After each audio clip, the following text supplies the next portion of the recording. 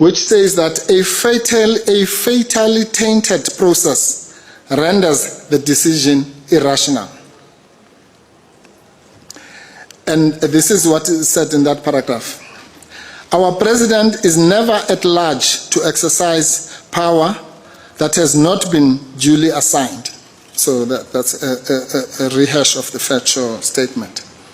And then Mogoeng CJ went on to say, crucially, public power must always be exercised within constitutional bounds and in the best interests of all our people. Always we talk about this rationality in these dry technical terms, but that qualification that for it to be rational, it must also be in the best interest of our people is often forgotten. And in the context of this case, that raises a few rhetorical questions. Is it in the best interest of our people that we have yet another multi-billion commission which may or may not yield any outcomes? So that, as I will demonstrate, the community and the public can be sanitized and numbed into forgetting. By the time the commission report comes in 3-4 years' time, everyone would have forgotten what the issues are. Is that in the best interest of our people? Is it in the best interest of our people to have 2 ministers holding effectively the same portfolio, being paid over the next 3-4 years, 2 salaries, one sitting at home doing nothing, the other one acting in his place? Can that ever conceivably be in the best interest of our people? And more closer to home, is it in the best interest of the people to have the president doing all these maneuvers of this one is acting, this one is now acting in the place of the one who's acting, to the extent that as we're standing here now, we have 3 ministers of police. One in his absence, in the leave of absence, the other one acting in the place of the acting one.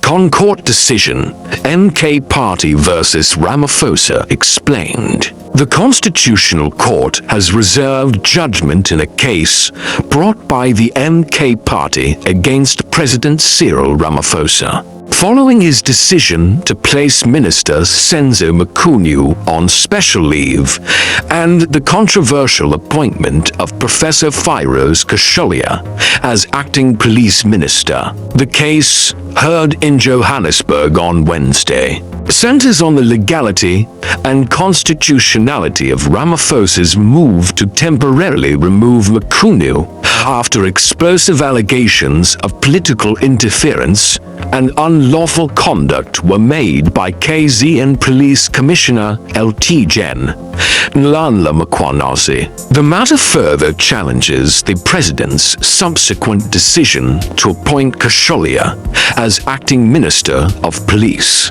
despite Kasholia not being a cabinet member. Arguing on behalf of MKP, Advocate Dolly Mpofu SC described Ramaphosa's actions as unconstitutional and ultra-vires. He told the court that Ramaphosa overstepped his constitutional powers by placing Mkhonyu on leave of absence and then delegating his ministerial duties to someone outside cabinet. According to Mpofu, these actions contravened Section 98 of the Constitution, which governs the appointment of acting ministers when a cabinet member is absent or incapacitated. When the president said, I have decided to put Minister Senzo Makunyu on leave of absence with immediate effect, and I have decided to appoint Professor Phairos Kasholia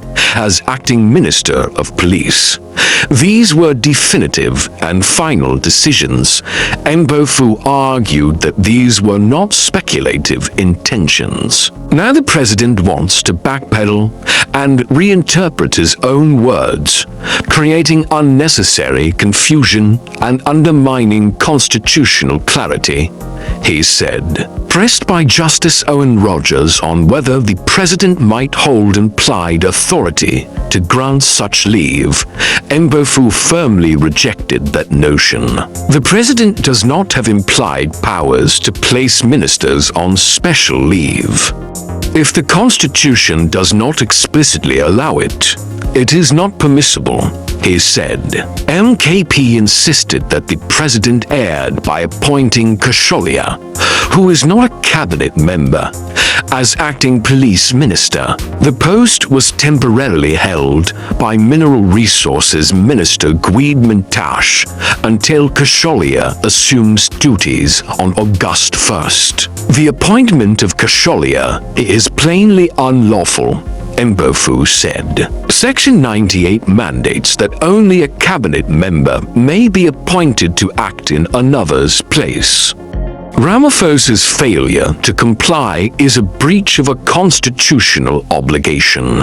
Makunu's legal team responded by criticizing the MK party's assertions as presumptive and lacking legal merit. In their heads of argument, they said the MK party had acted as if allegations against Makunu, specifically that he lied to Parliament about his dealings with alleged criminal Brown Mogotsi, were proven facts. They argued that MKP sought to compel the president to summarily dismiss Makunu based solely on unproven claims. The ConCourt reserved its judgment, indicating it would deliver a ruling at a later date.